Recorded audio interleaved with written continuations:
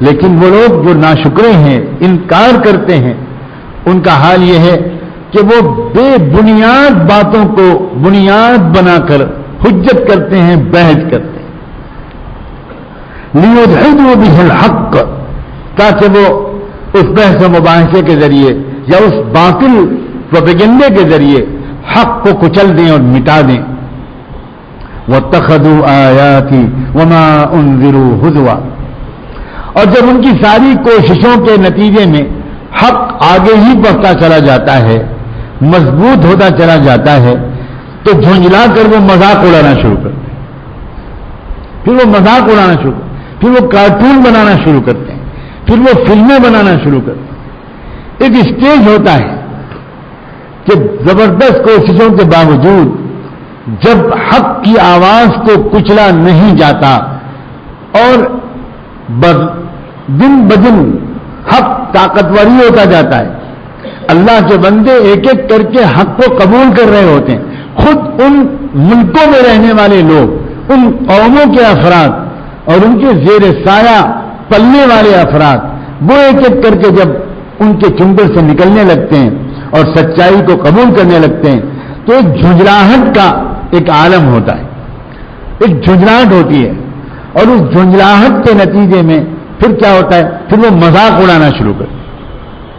تو یہ مذاق اڑانے کا جو اسٹیج ہوتا ہے، یہ مذاق اڑانے کا اسٹیج کسی قوم کے فاتحانہ احساسات کا علامت نہیں ہوتا، اس کے شکست خوردگی کے احساسات کی علامت ہوتا ہے. جسے کہتے ہیں نا کہ کھسیانی بلی کھمبا نوچے، تو ایک کھسیاہٹ کی کیفیت ہوتی ہے، ایک جھنجھلاہٹ کی کیفیت ہے جو مغرب کے اوپر اس وقت چھائی ہوئی ہے.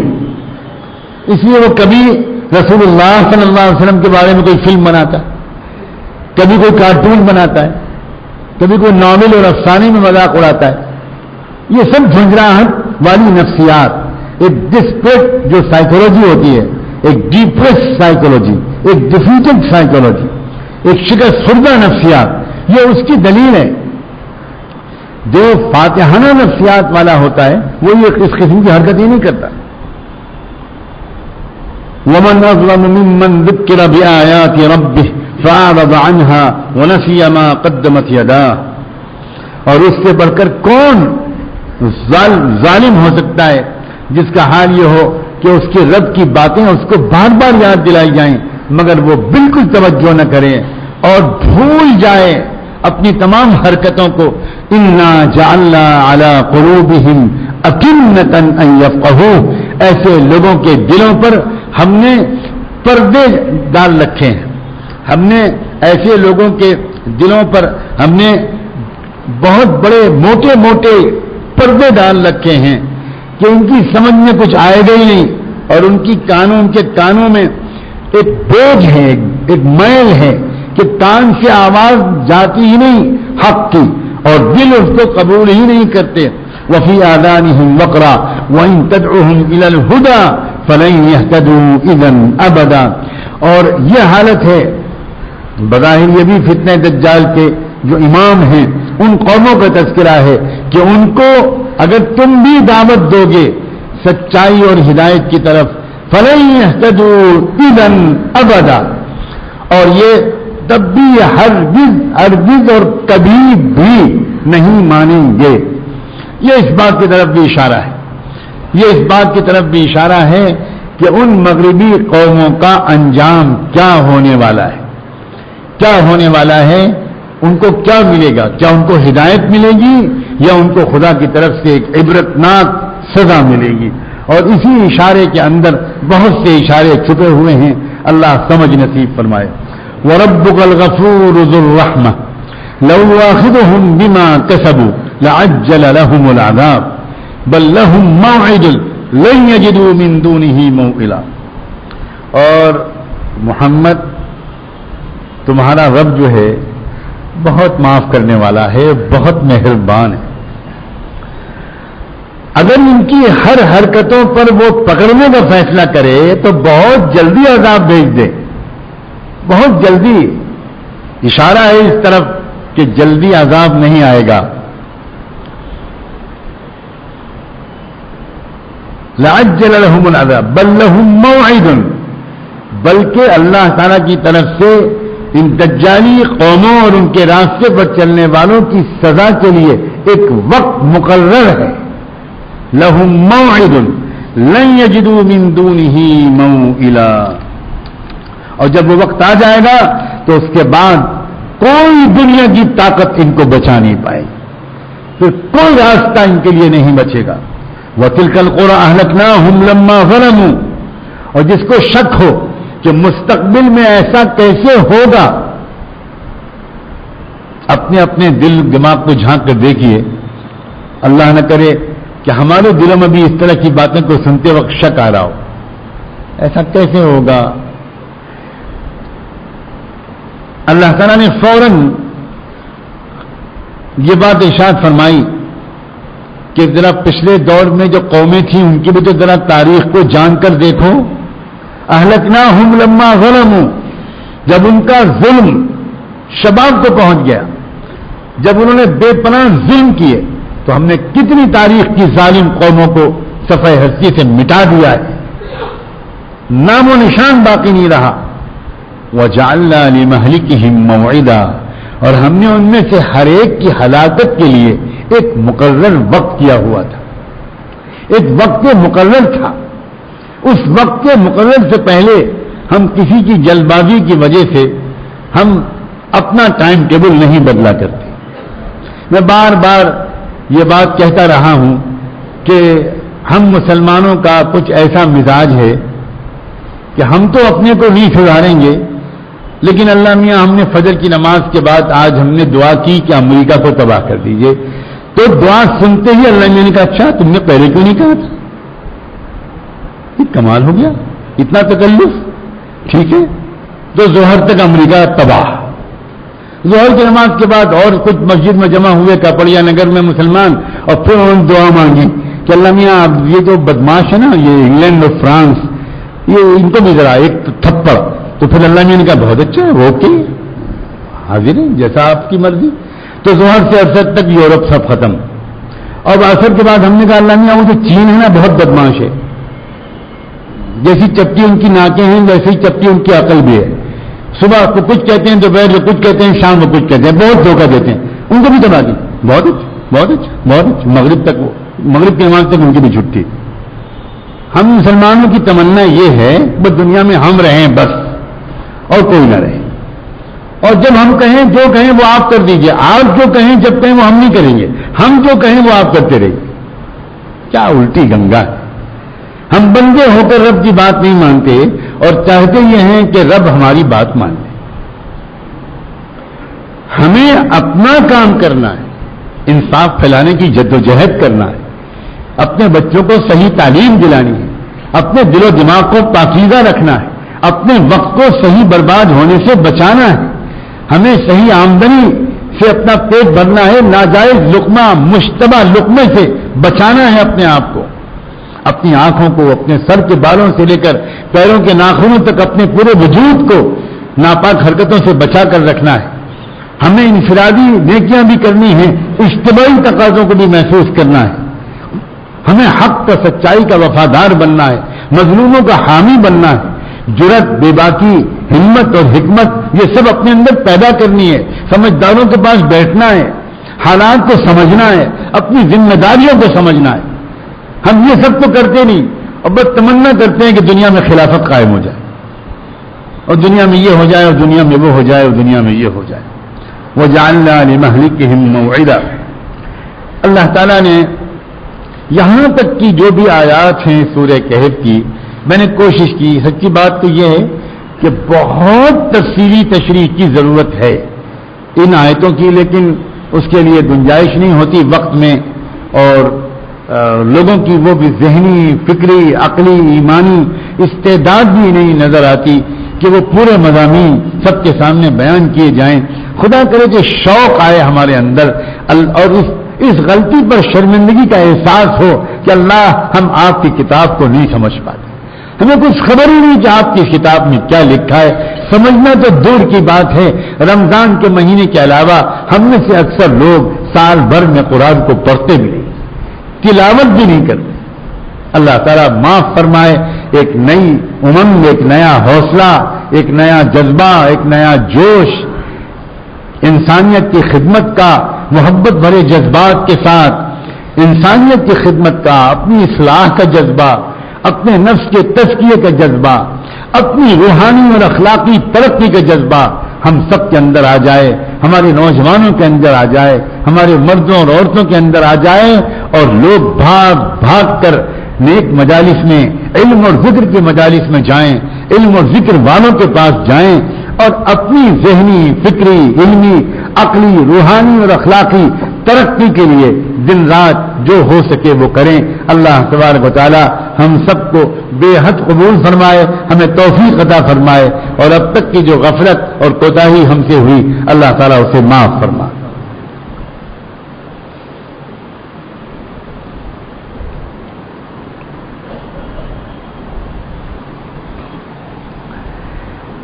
بھائی دعا سے پہلے ایک دو ضروری اعلان سن لیجیے. شاید آپ میں سے کچھ لوگوں کو معلوم ہو کہ الفرقان رسالہ جو اللہ کا شکر ہے کہ پچھلے 82 سال سے لگاتار نکل رہا ہے, اس میں یہ اعلان کیا گیا تھا کہ دسمبر کے مہینے میں اس کا ایک خاص نمبر نکلے گا. ملک, ہمارا ملک جس نئے اسٹیج میں اب داخل ہوا ہے, جس طرح ایک شیطانی جذبات سامنے لائے جا رہے ہیں, اور ایک ننگا ناچ گویا ناچ رہی ہے ہمارے ملک کی ایک مخصوص ذہنیت, اور روزانہ ایک سے ایک سازشی قسم کے بھڑکا دینے والے جذبات کو حرکتیں بھی کی جا رہی ہیں, بیانات بھی دیے جا رہے ہیں. تو اعلان کیا گیا تھا کہ ایک الفرقان کا خاص نمبر نکلے گا اسی عنوان پر کہ ملک کا نیا منظرنامہ اور مسلمانان ہند کی حکمت عملی, کہ ہمیں کس حکمت عملی کے ساتھ کام کرنا ہوگا اس ملک میں اسلامی وجود کی حفاظت کے لیے, مظلوموں کی مدد کے لیے, ظالم کو ظلم سے روکنے کے لیے. آگے آنے والے دنوں میں مجھے تو ایسا لگتا ہے صاف کہ ایسے حالات آئیں گے جو اللہ تعالیٰ کی طرف سے بار بار تاریخ میں آئے ہیں. لِيَبْتَلِيَ اللَّهُ مَا فِي صُدُورِكُمْ وَلِيُمَحِّصَ مَا فِي قُلُوبِكُمْ. ایمان والے الگ کر دیے جائیں گے اور منافقین الگ کر دیے جائیں گے. وہ لوگ جو حالات کا مقابلہ کریں گے ہمت کے ساتھ, جس کے لیے قربانیاں دیں گے, جان اور مال اور وقت پیش کریں گے, اور حکمت اور عقل مندی کے ساتھ سنبھالیں گے اس ملک کو ظلم کے انتہا تک پہنچنے سے پہلے یہ ملک کسی طرح انصاف کے دائرے میں آ جائے. اس باتوں کو بیان کرنے کے لیے الفرقان کا نمبر نکالا گیا ہے. وہ نمبر آ گیا ہے, ملک کا نیا منظرنامہ اور مسلمانان ہند کی حکمت عملی. وہ الفرقان کا خاص نمبر اچھا ہوگا. جو لوگ بھی ذرا بھی غیرت رکھتے ہیں, ذرا بھی جذبات اور احساسات رکھتے ہیں, وہ نمبر کو حاصل کریں, پڑھیں غور سے. اور میں کہہ رہا ہوں غور سے پڑھیں, اس میں واقعی کئی ایسے مضامین ہیں جنہیں بار بار آپ غور سے پڑھیں گے تو کچھ راستے آپ کو نظر آئیں گے کہ کیا کہنا چاہتے ہیں اس مضمون کے لکھنے والے لوگ, اور کیا راہ ہم کو سکھا رہے ہیں. جو راہ قرآن نے سکھائی, جو راہ اللہ کے رسول نے سکھائی, وہ آپ کو اس نمبر کے مطالعے سے ملے گی. اس نمبر کو لے جائیے اور ایک سے زیادہ لے کر جائیے اگر ہو سکے تو. اپنے علاقے کے جو دانشور حضرات ہیں, علماء ہیں, سیاسی اور سماجی میدانوں میں کام کرنے والے لوگ ہیں, ان کو دیجیے اور ان سے کہیے کہ اس کو پڑھیں. اس کے علاوہ کچھ بہت مفید کتابیں, گھریلو جھگڑوں سے نجات, ہندی میں یہ بہت خوبصورت کتاب ہے, بہترین کتاب ہے, ہمارے حضرت کے بیانات پر مشتمل ہے. اور گھر میں کیسے پیار محبت کا ماحول بنے, جھگڑوں سے ایک پاک صاف گھرانہ ہمارا کیسے بنے, اس کے طرف رہنمائی میں یہ بہت ہی زیادہ مفید ہوتی ہے یہ کتاب. پھر حضرت کے بڑے حضرت کے مختلف بیانات کی سیڑھیاں بھی ہیں, میرے بھی بیانات کی کچھ سیڑھیاں یہاں پر لائی گئی ہیں. اور ابھی کچھ دنوں پہلے کشمیر کے بھیانک سیلاب کے بعد میرا وہاں جانا ہوا تھا, اور وہاں جو وہاں کے علماء نے اور بہت سے حضرات نے مختلف علاقوں میں مجالس توبہ منعقد کی تاکہ لوگوں کو یہ احساس ہو کہ ہم سے کچھ غلطیاں اور گناہ ہوئے ہیں جن کی وجہ سے اتنی بھیانک سزا شاید ہم کو مل رہی ہے. تو بڑی عجیب مجالس توبہ منعقد ہوئیں. ان مجالس توبہ والی سیڑھیاں بھی یہاں پر موجود ہیں. ایک سیڑھی نمبر 26 ہے جو گھریلو زندگی میاں بیوی کے تعلقات کیسے اچھے سے اچھے خوشگوار ہوں ان کا طریقہ سکھانے کے لیے وہ بھی کتاب یہاں پر موجود ہے. یہ چیزیں آپ ضرور لے کر جائیں تاکہ ایک وقتی بیان تب تک آپ سنتے رہیں گے, تب تک آپ قوالیاں سنتے رہیں گے. اللہ کرے ہر شخص کارکن بنے اور ایک اجتماعی شعور کے ساتھ اور اپنی اصلاح کراتے ہوئے ہم قدم بقدم آگے بڑھیں. اللہ تبارک و تعالی ہمیں سچے دل سے توبہ کرنے کی توفیق عطا فرمائے. دعا کے بعد فوراً مجھے راستہ دے دیجیے گا, 1 منٹ رکے بغیر مجھے فوراً نکلنا ہے. مجھے ابھی سیدھے ایک سفر پر جانا ہے, اگر ذرا بھی لیٹ ہو گیا تو بہت پریشانی ہو جائے گی. جزاکم اللہ. اللہم صلی علی سیدنا محمد وعلی آل سیدنا محمد وبارک وسلم. اللہ ہم آپ کے بندے اور آپ کی بندیاں آپ کے حضور میں حاضر ہیں. اللہ ہم ظاہر میں تو آپ کے بندے ہیں, حقیقت میں نہایت گندے ہیں. اللہ معاف کر دیجئے, اللہ معاف کر دیجئے, اللہ معاف کر دیجئے. اللہ ہمیں ہمت دے دیجئے. اللہ ہم اپنی زندگی کو بدلنا چاہتے ہیں. اللہ ہمیں مضبوط فیصلہ کرنے کی توفیق دے دیجئے. اللہ ہماری پیشانی کے بال پکڑ کے ہمیں تقوی کے راستے پر ڈال دیجئے. اے اللہ اس امت کی بے چینی کو دور کر دیجئے. اللہ عجیب اضطراب ہے نوجوانوں کے دلوں میں. اے رب کریم صحیح راستہ دکھا دیجئے. میرے پیارے اللہ یہ پورا مجمع آپ کے سامنے ہاتھ پھیلائے بیٹھا ہے. اللہ یہ اعتراف کر رہا ہے, اللہ یہ اعتراف کر رہا ہے کہ کلمہ پڑھنے کے بعد زندگی جیسی گزرنی چاہیے تھی ایک دن بھی زندگی ویسی نہیں گزری. اللہ ہم بہت شرمندہ ہیں, ہمیں معاف کر دیجئے. اللہ اتنے بڑے مجمع میں کوئی تو ہوگا. اللہ کیسے مانے کہ اللہ اتنا بڑا مجمع ایک بھی بندہ یہاں ایسا نہیں ہوگا جس کی آمین آپ کو پسند ہوگی, جس کے ٹوٹے دل کے آنسو آپ کو پسند ہوگا. اللہ کوئی تو ہوگا جو نہایت شرمندہ ہوگا.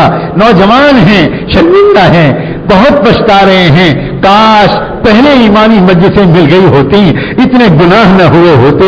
اللہ یہ نوجوان ہمارے جگر کے ٹکڑے ہیں, امت کا مستقبل ہیں. اللہ آپ گواہ ہیں جب اس عاجز اور آپ کے اس کمزور بندے کی نظر کسی نوجوان پر پڑتی ہے اللہ تو محبت میں میری آنکھوں سے آنسو نکلنے لگتے ہیں. اللہ میں سوچتا ہوں قصور ہمارا ہے. اگر ہم ان نوجوانوں کے پاس گئے ہوتے, ہم نے ان کو گریجے سے لگایا ہوتا, ان کی پیشانی کو چوما ہوتا, ان سے کہا ہوتا تم عام نوجوان نہیں ہو, تم محبوب خدا کے امتی ہو, تم جانتے ہو تم کس کی امت میں ہو, اس امت میں ہو جس کے نوجوانوں کے قائد سیدنا حسن اور سیدنا حسین ہیں. تم کہاں فلمی اداکاروں کے راستے پر چل پڑے. آؤ واپس آؤ رسول کے راستے پر, صحابہ اور اہل بیت کے راستے پر. اللہ جب اپنی بچیوں کو دیکھتے ہیں بے پردہ جا رہی ہیں, جینس پہنے ہوئے ہیں, اللہ ان کی حقارت تو دل میں نہیں آتی, یہ خیال آتا ہے اللہ اپنی قوم کی اس بچی کی عزت کو بچا لیجیے گا. اللہ ان کی عزتوں کو لوٹنے کے لیے لٹیرے ہر طرف انتظار میں ہیں.